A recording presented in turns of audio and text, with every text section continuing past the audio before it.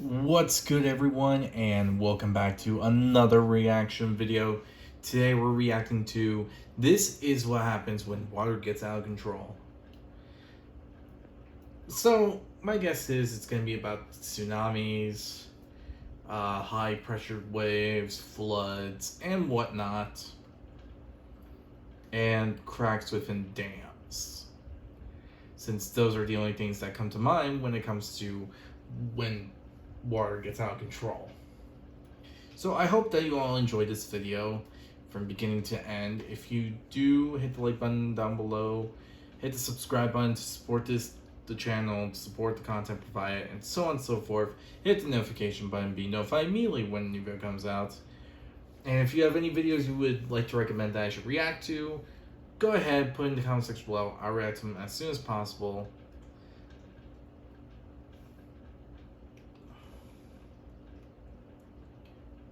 And the link to this video will be down in the description below.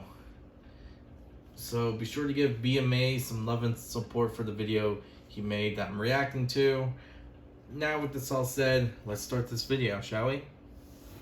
Water. It doesn't always seem dangerous until one day True. you look out the window and see something like this. Ah, yes, I was right.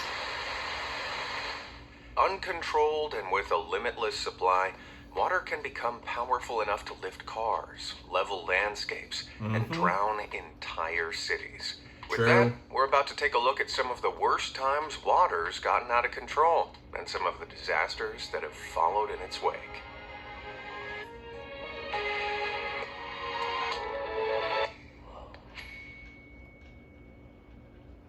Dam disaster. At their most basic, dams are barriers built to stop the flow of surface water. They can also harness the power of the water and use it to generate electricity, control the water Yep, that is all true. And I can already see where this is going. supply, and prevent flooding. But it's not always that simple. This is Brumadinho Dam at the Corrego de Feijão iron mine in Brazil. This was a tailings dam, an earth-filled embankment used to store byproducts of mining operations like contaminated water and chemicals. But back in January 2019, a rapid strength loss in the flow of the tailings meant the dam was suddenly too steep and wet to support itself, until one day it collapsed. Oh, damn. The crumble unleashed a toxic tidal wave Unintended. of over 420 million cubic feet of water and sludge. If you were to hollow out the Empire State Building, that would be enough to fill the entire building more than 11 times over. The flow swamped the nearby valley, burying some areas in up to 50 feet of sludge and taking 270 unlucky souls with it. It's tragic, but it's far from the only catastrophic dam burst. Just over a year later, in May 2020 over in the USA, as heavy rains swept across the state of Michigan, a section of the 54 feet tall Edenville Dam came under increasing strain in holding back the huge swaths of water until... there it goes. Oh, damn. I'm just realizing the second I'm saying damn, there's literally a dam. I am not meaning to actually make these kind of damn jokes. I am not. I am just stunned about how big the damage is, because that just took a large piece of land off the ground and took it with it in the water. Unable to hold back the 21.5 billion gallons of water in the man-made reservoir of Wixom Lake, the sodden 54-foot-tall embankment crumbled, and all the water rushed through. That's enough water to supply New York City for over 20 days, and in just 24 hours, it was practically empty. But the flooding didn't stop there. Around 10 miles downstream, the floodwaters rose high enough to flow over the top of the 36-foot-tall Sanford Dam. In just a few hours, the endless surge of water flooded the entire surrounding area. Over 10,000 residents were evacuated as water ripped buildings off their foundations, smashed roads and bridges, and destroyed over 2,500 properties. This resulted in an eye-watering $175 million worth of damages, but the U.S. is all too familiar with dam failures. California's Oroville Dam, with a height of 770 feet, is the tallest in the U.S. Yet despite its size, it was no match for the conditions of the winter of 2016 to 2017. The rainy season that year was Northern California's wettest for over 100 years, with 89.7 inches of precipitation falling from October to April. In February, to deal with the increase in water, I think I remember something like that being sold around that year.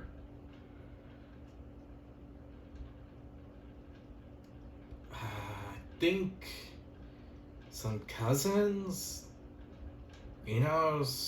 uncles, aunts, something like that, were nearby when that happened.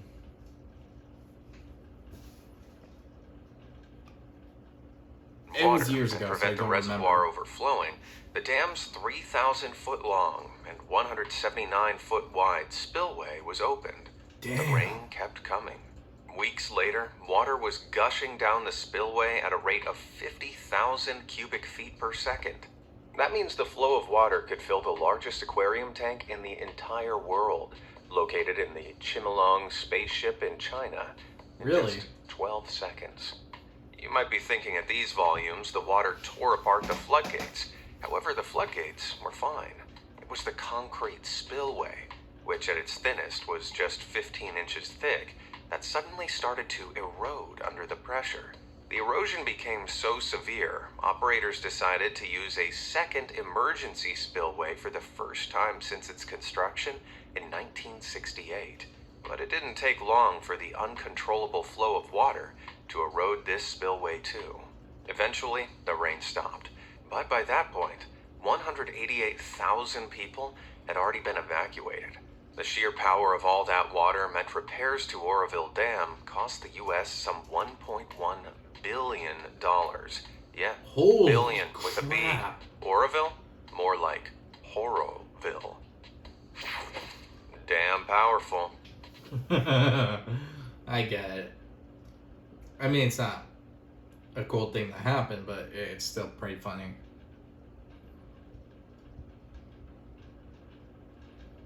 So we're having dam problems. It's when you don't think about it, you realize that someone is saying a damn joke when in actuality they're not really trying to.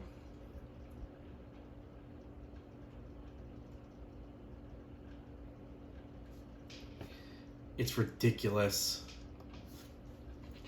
Okay, so out of control, water being released from a dam is terrifying. But what does it look like when it's under control? Well, for that, we look to the 1,450-mile-long Colorado River, relied on by 40 million people in Mexico and the southwestern U.S. for their drinking water. 1.9 trillion gallons of water are consumed from this river every year, which, if it were put into a cube, would be over 7 kilometers tall. And it's the job of the Glen Canyon Dam to harness the power of this river's supply.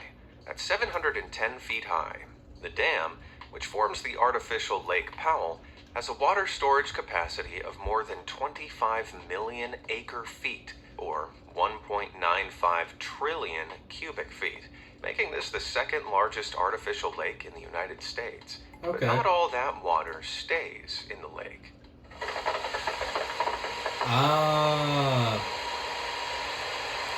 Get rid of water to release the As much as pressure. it looks Got like this dam's been breached too, it's actually part of the high-flow experiment. In April 2023, the dam released 39,500 cubic feet of water per second for 72 hours straight. That's a total of over 10 billion cubic feet of water. The sheer amount of power in massive influxes of water like this is designed to move sand stored in the river's channel, depositing it to rebuild eroded sandbars and beaches downstream. Okay, but how much water is that really? Well, for reference, the average American household uses roughly 40 cubic feet of water per day. So just 1 second of the Glen Canyon's water surge would be enough to supply the water needs of an average American household for nearly 3 years. Wow. Water powerful dam. Ferocious flood. Sadly, harnessing the Honestly, it's not a bad idea when you think about it. Getting rid of all the harmful materials that are in the water that could cause cracks and such, that could make all those types of floods happen when it comes to a dam, makes sense. And it's actually a smart idea, since as long as those materials are still in, it can still cause the problem. So it's a really good, smart idea, basically.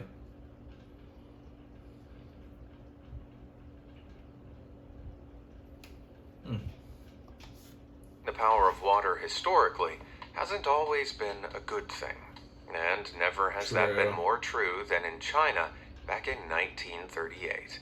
During this time, the Second Sino-Japanese War, fought between the Republic of China and the Empire of Japan, was raging. The Japanese army were storming through China, reaching as far as Zhengzhou in the heart of the country. It seemed like all hope was lost for China. That was until out of nowhere, the Yellow River flooded ferociously, sending the Japanese army into chaos. The Chinese people must have thought it was a miracle. After all, it was June, so there was likely little rainfall, but this was no miracle. The flood was actually caused by China deliberately destroying levees on the river, resulting in a catastrophic flood. It was all an attempt to halt the Japanese offensive. At first, it seemed like a genius decision, preventing Japan from marching westward. But the flood came at a huge cost. 21,000 square miles, an area roughly the same size as West Virginia, was drowned. Catastrophically, as many as 800,000 civilians perished in the water. Smart on paper, but you gotta have to realize, no idea like that will ever have its true point to bring less death and destruction. I mean, look at them. 800,000 people died. And it makes you realize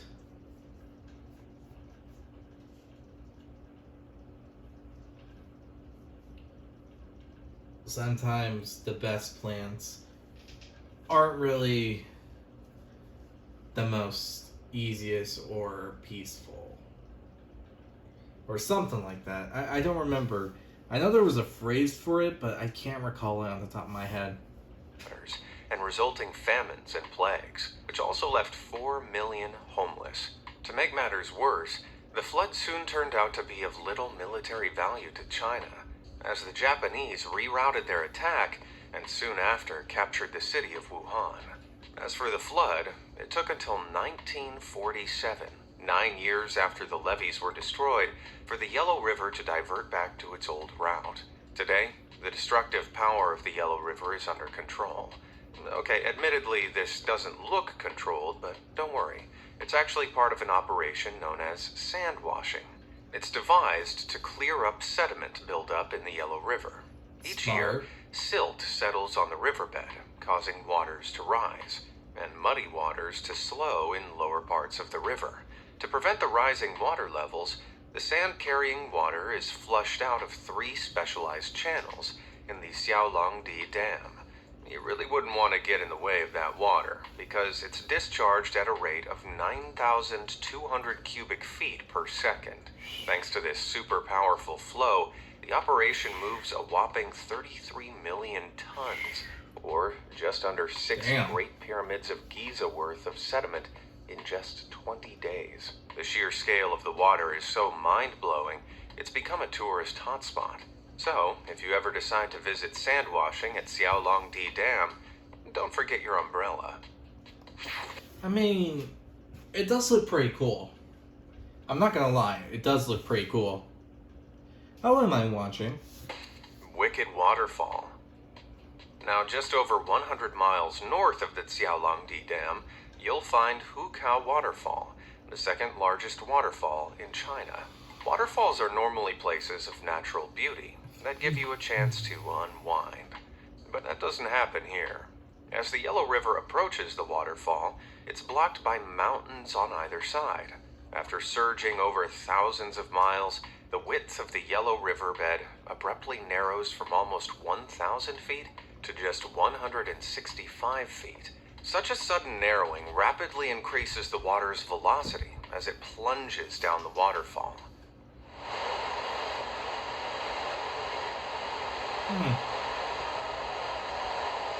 Makes sense. In 2022, Hukao Waterfall was heavily flooded, at which point the water was flowing down here at around 160,000 cubic feet per second.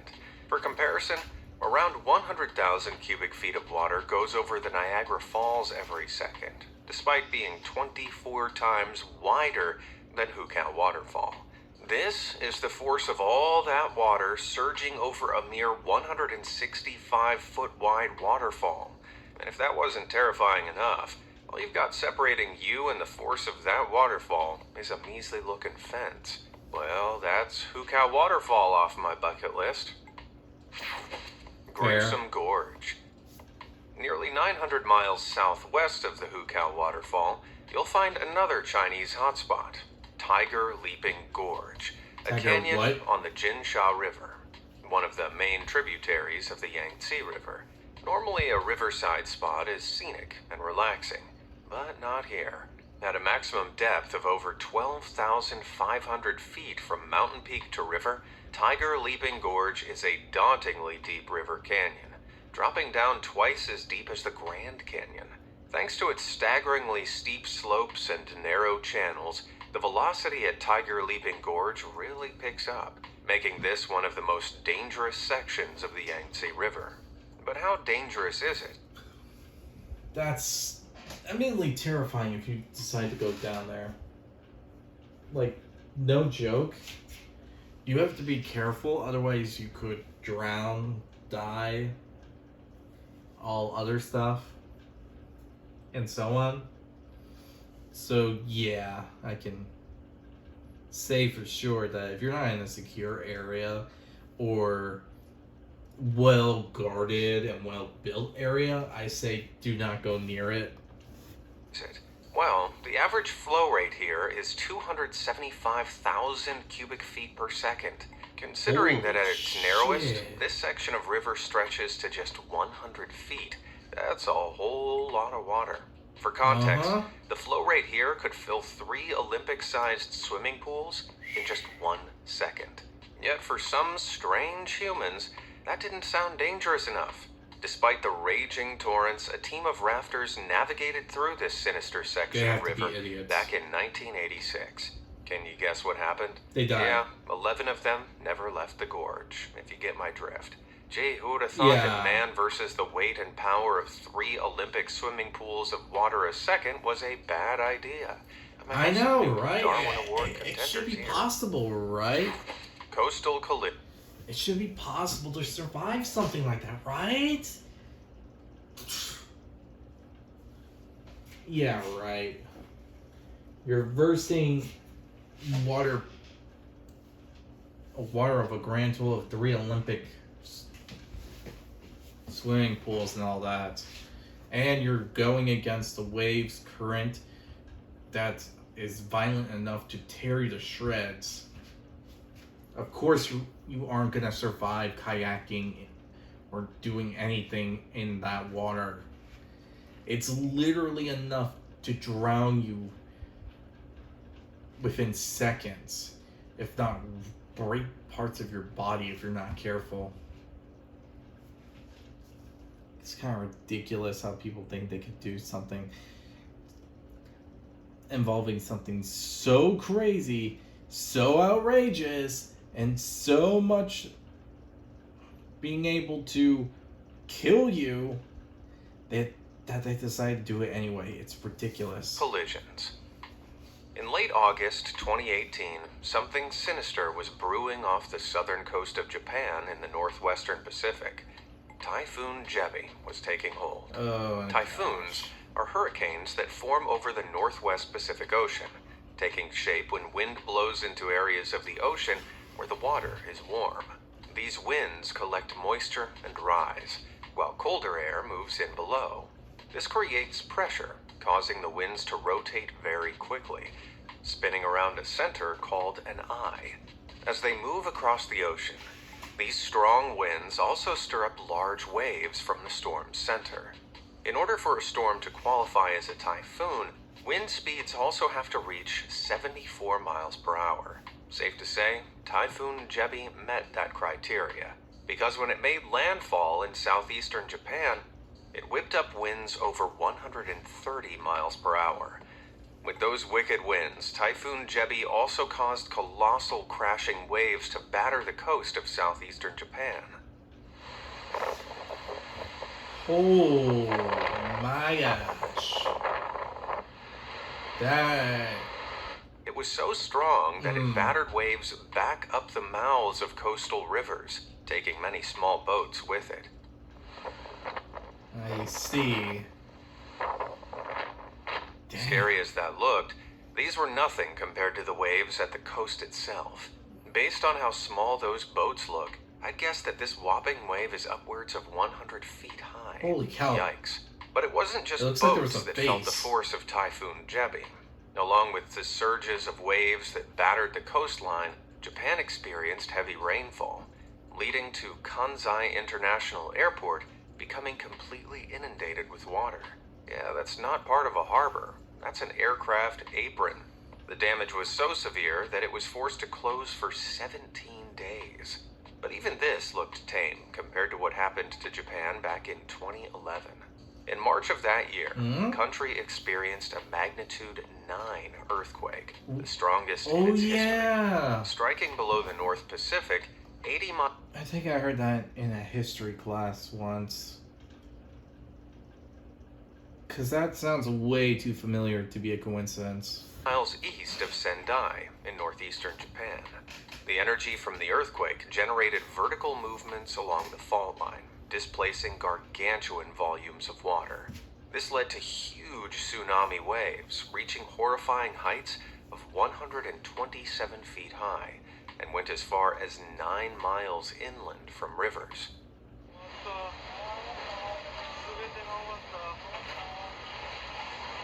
Some 123,000 houses were destroyed. Almost 1 million more were damaged, and tragically, close to 20,000 people lost their lives. It's tearing On top of that, everything, an estimated cost of the earthquake ground. and tsunami came in at a horrific $220 billion, making this the costliest natural disaster in history.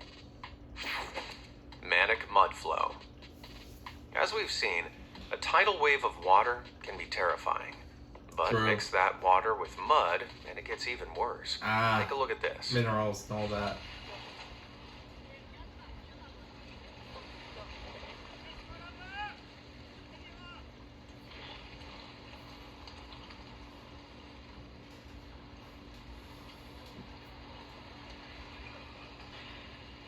Better move. Better freaking move. If seriously, move. Now, a mud flow is a flow of water that also contains debris and dirt. And they typically occur when heavy rainfalls rapidly erode earth on a steep slope. In this case from Switzerland back in 2018, hail in the mountains melted and displaced all that mud. As the great volume of water mixes with the dirt and debris, it liquefies and moves downhill at that would explain it. That would explain the issue. Speeds greater than 50 miles per hour. Thank God for those storm drains. The town of Bardonecchia in northern Italy could have used these back in 2023, as residents were left literally running for their lives after this tsunami-like mudslide smashed its way through the town. Holy cow! Luckily, no lives were lost. Still, it goes to show that these things aren't to be muddled with. Gnarly Nazaré. At first glance, Nazaré, found on the west coast of Portugal, looks like your typical sunny beach, with Portugal? its sandy shores and placid waters in the summer months. However, from October to March, when the winds pick up, this place transforms. You see, just off the coast of Nazaré is the largest underwater canyon in Europe, entrenched over 2.5 miles deep and stretching 130 miles long. Thanks to the depth of the canyon, the waves are able to travel at a much greater speed as they arrive at the coast with virtually no dissipation of energy. As such, these waves get big. How big? Well, the largest wave ever surfed in human history was done here by Sebastian Stoltner. So it's He bigger glided than that? along a mega 86-foot high wave. 86 feet? That's close to the height of Christ the Redeemer. In fact, 7 of the 10 largest waves ever surfed were done at this place. Tantalizing as that sounds to a surfer, I wouldn't recommend trying it. A 35 cubic foot section of any given wave weighs roughly 1 ton. So if you wiped out on a wave more than 80 feet tall with a lip about 200 feet long, then that section of the wave on its own would weigh around 1,200 tons. And that'd be coming down on top of you. Forget about a wipeout. It'd be more like getting pancaked. Fair. Sinister shore breaks. Now, Nazaré isn't the only place known for its gnarly waves. Oahu in Hawaii has become infamous for its shore break waves. If you didn't know, a shore break is a wave that forms when waves approach a steep shoreline, causing them to break directly on the shore with little or no wave face. The powerful energy from these waves is capable of knocking anyone off their feet. Even more dangerously, waves can appear small and harmless, but even a 1-foot shore break can possess enough power to pin swimmers to the ground. And with sharp rocks and spiky coral on the ocean floor, it can be a pretty painful experience.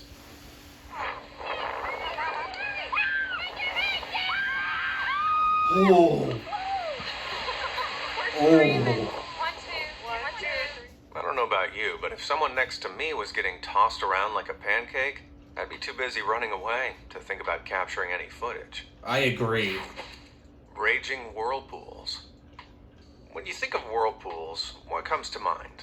Maybe something like this, which was spotted in Springdale, Utah in 2021 I mean, after flash flooding hit the area. The huge swaths of water. I mean, kind of. But when I think of whirlpools, I think of something so big that it's like, I don't know for sure how to describe it, but I know who would be very violent and would drag you into the center so you can be ripped apart by the waves in the most brutal way possible. Water caused a single whirlpool to form over an overburdened drain. But maybe you think of something like this. A gargantuan vortex that creates a void in the ocean big enough to swallow ships. Well, scarily, both are real.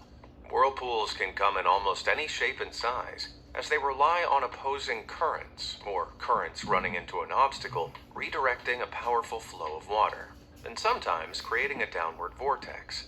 Now, open ocean whirlpools are unpredictable, so hard to capture on camera, but if we head up to Norway, off the coast of Bodø, in the north of the country, we'll find the Saltstraumen. This is the strongest known maelstrom, which is a whirlpool in a sea or river in the world. Holy cow, there was tons of them. From that single screenshot, there was like 6, maybe 7 that I saw in that The instant. Saltstraumen forms 4 times a day as the tide forces up to 110 billion gallons of seawater through a 490-foot wide strait. When the current is at its strongest, it can reach a staggering speed of up to 25 miles per hour. Really? The surge of water entering the narrow strait stirs up the water, creating whirlpools up to 33 feet in diameter and 16 feet in depth. Such vicious conditions have fed mythology, with Norwegians believing that maelstroms are the home of the mythical Kraken, infamous for dragging ships down to their demise. But the toils of the Saltstraumen aren't just confined to storybooks. In 2019, the 220-foot-long Norwegian ship Nidarö ran aground, apparently after trying was to that? navigate through the Saltstraumen.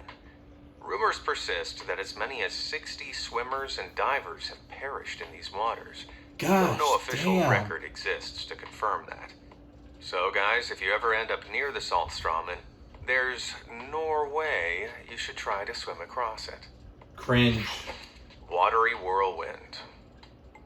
Now, life-threatening vortexes don't just exist in the water. They can also take Obviously. shape on top of it. Yeah, that's... Okay, that made it Even worse. from So miles let me away, that looks like an Made it worse. imposing funnel of death.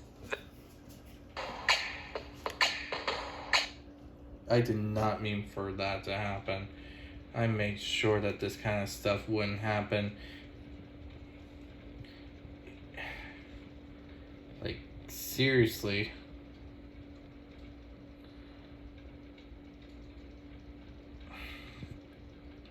I made sure that it would not do that again. I am so sorry for that. It sucks when you don't have a proper computer to do all this stuff with. Or have anything to help with it. That is a waterspout, an intense column of rapidly rotating air and water. Now, there are two types of waterspouts. Firstly, fair Okay. weather waterspouts, which are the more common and less dangerous. These form during relatively Really? calm weather, along That's long, the- flat bases of developing storm clouds. That was less dangerous. That looked like something that could kill you if you're not even careful. Not gonna lie. Where air begins to circulate along the surface of the water and develop upwards. But tornadic waterspouts are the really wicked ones you gotta watch out for. These get their start as true tornadoes on land before moving out onto water. The average tornadic waterspout moves at some 50 miles per hour, though they have been reported Holy. to reach speeds of over 100 miles per hour. Seriously? Unsurprisingly, a 100 mile per hour vortex of air and water can be pretty dangerous. In Obviously. 1556, a waterspout hit the Grand Harbor of Malta, sending 600 people to the bottom of the ocean gosh, after man. it capsized their ships. But even in modern times, these things can be perilous. For starters, anyone caught by a waterspout while chilling on the beach can expect to get a face full of parasol, like these poor folks did back in 2022. Don't worry though, no one was hurt. Well, apart from that table. Even further inland, waterspouts can be terrifyingly powerful, as this person saw firsthand. It's getting ready to hit the channel.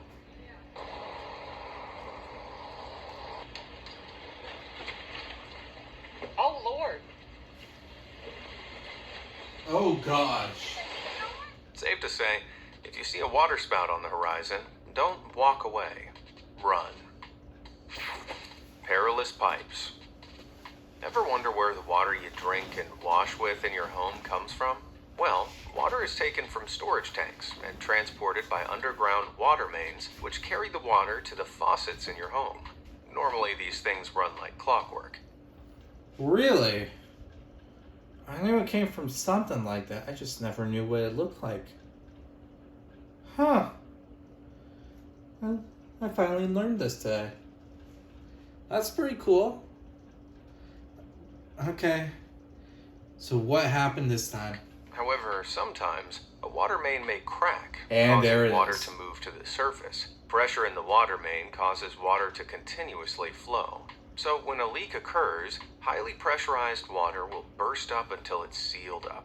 The pressure of water can be so powerful that it can burst through the ground with ease. Don't believe me? Well, take a look at this scene in Cincinnati from June 2018. Ooh, Tri-County Mall. that's not good. Yep, that geyser-like burst reached 20 feet in the air. Fortunately, 20? this water main was patched up within a couple of hours. However, when they're not Okay. fixed quickly, the seismic surge of water that main pipes pump out can cause entire streets and even blocks to flood. I'm never gonna look at my faucet the same way again. Yeah, I'm gonna have to Wretched agree. river. I'm gonna have to agree. I don't think I can ever look at my sink the same way again, or even my shower. That's a lot to think of. What do we have here? A picturesque, peaceful river, perfect for a quick dip. But actually, And you no. wouldn't want to set foot in this water. You see, Oh, this is the Strid. Oh, an infamous... they used a picture of Gabriel Iglesias. I think I said the name wrong. I can't wait to see his cartoon short on Saturday. It'd be really cool to see it. infamous spot on the River Wharfe in Yorkshire, England. Over the course of less than 300 feet, the River Wharfe narrows dramatically from a width of 90 feet to just 6.5 feet, funneling all that water through a tiny channel. And while the actual amount of water that surges through the Strid isn't known, one look at how aggressively the water thrashes here tells you it's a lot. Below the surface is a network of sedimentary rock caves and crevices that'd quickly rip apart anyone who fell in. But how deep is it? Well, YouTuber Jackasnacks used a sonar fishing rod in an attempt to accurately measure how deep the Strid really is. And from his readings at the deepest point he found, the Strid dropped down over 65 meters. That's over 210 feet deep. Now, that's not to say this is the deepest point, as the limitations of his equipment meant he couldn't get much closer to the most turbulent part of the Strid without ruining his rod. But still, that means this 6-foot wide channel has a depth greater than the height of the Leaning Tower of... That is actually kind of terrifying. Jeez. If you fell down there, no one would be able to see your body ever again. Unless you're a really powerful swimmer. Pisa. It's no wonder locals claim that 100% of the people that fall into the Strid have never come out.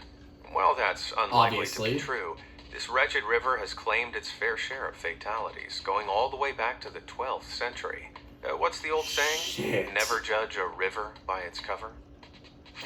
Not funny. Flopping waves. Have you ever heard of rogue waves? These waves seem to appear out of nowhere.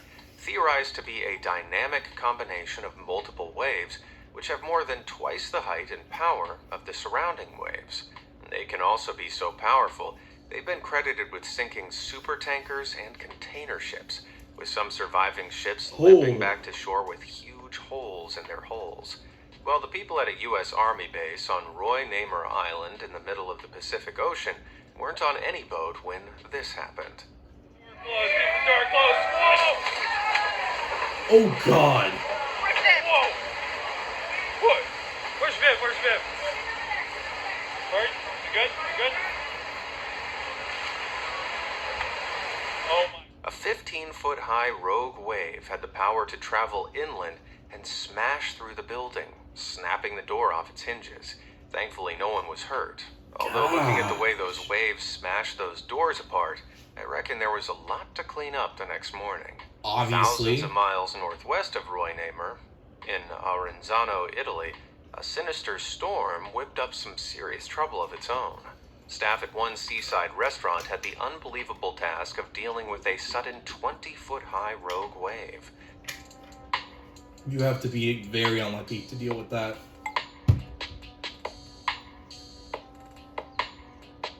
And they were meant to deal with it? Hurt. But despite the best efforts of those workers, that glass didn't stand much chance, did it? At least we've learned a valuable lesson. Never dine at a seaside restaurant during a storm. And that, folks, is what happens when water... Alright, I'll admit that final joke was pretty funny. But damn. Those things are very fatal and could probably kill you in an instant. There is no sugarcoating it. Alright. I'm gonna make this a bit short. I have to say that the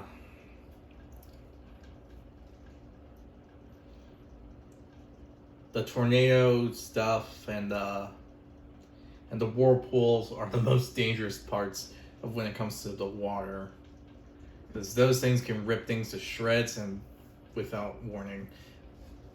That was my original thought until I saw this. This thing is way worse than that, because that can shred you to pieces. Doesn't matter how durable you think you are, that thing will shred you. And there will be nothing left. So I hope you all enjoyed this video. If you did, hit the like button down below. Hit the subscribe button to support the channel, support the content provided, and so on and so forth. Hit the notification button to be notified immediately when a video comes out. Other than that, tell me what you think was the worst thing involving the water in this video. I'd like to hear your opinion about it. So yeah, with this all said, I hope you all enjoy, and I'll see you all next time. Bye.